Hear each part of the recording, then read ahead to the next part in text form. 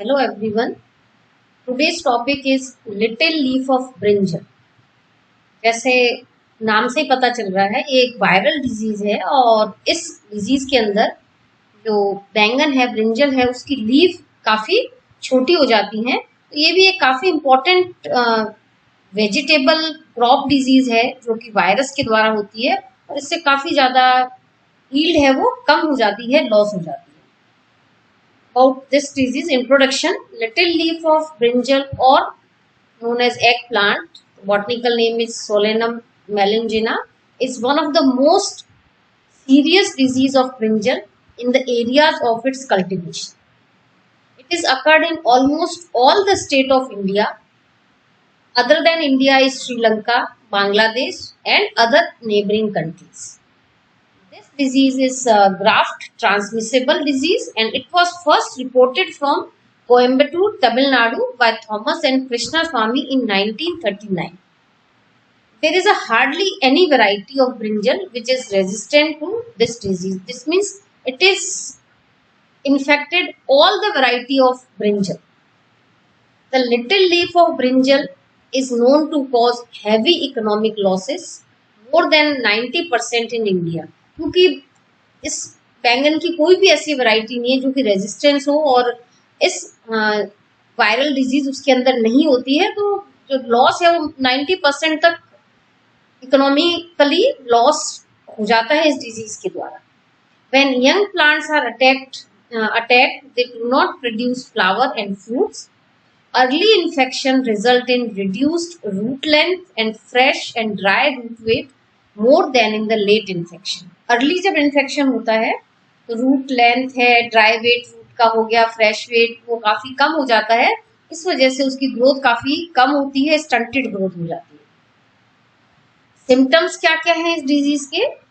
The main symptom of the disease is the production of very short leaf by affected plant. जैसा नाम ही indicate कर रहा है little leaf, इसके अंदर सबसे पहले जो मेन सिम्टम है उसकी जो लीव्स है वो काफी छोटी हो जाती है. The petiole are so much reduced in size that leaves appear sticking to the stem.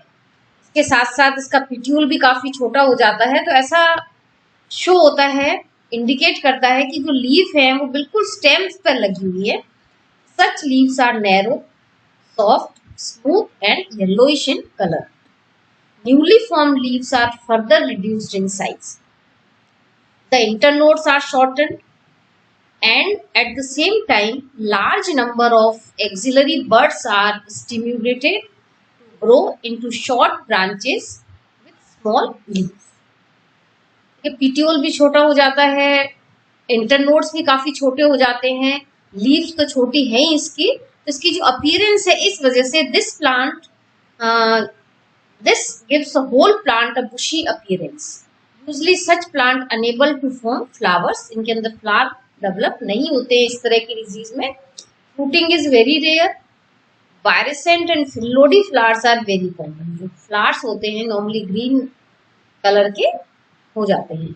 In case of late season infection fruit में remain small, become hard and unfit for consumption और marketing. यदि infection late होता है तो जो fruits हैं वो develop तो होते हैं लेकिन काफी छोटे होते हैं और हार्ड हो जाते हैं, इसकी वजह से हम उसको यूज नहीं कर सकते.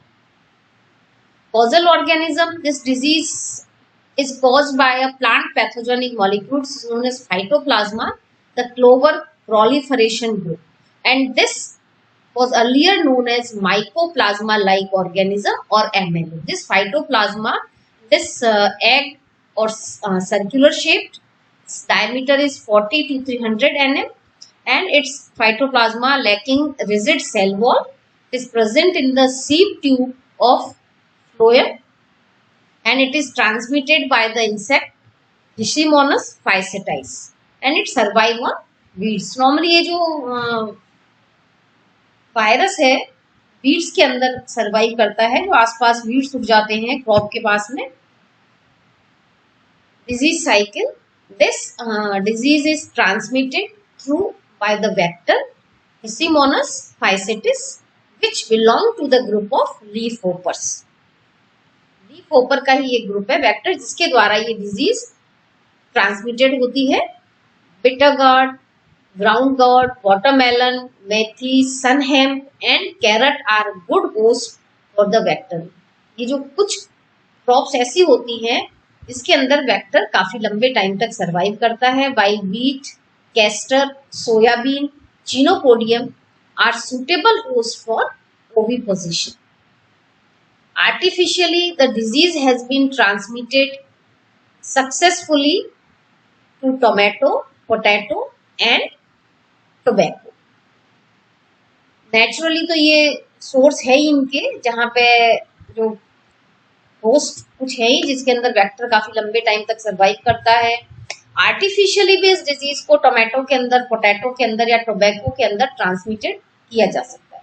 Probably during the season of brinjal crop the causal agents survive on wheat host and from there it is transmitted to the main crop by its insect vector. इस डिजीज को हम कैसे कंट्रोल कर सकते हैं? सबसे पहले है spray insecticides. Tetracycline therapy at 1000 ppm 3 times at 7 days interval to be effective in controlling this disease.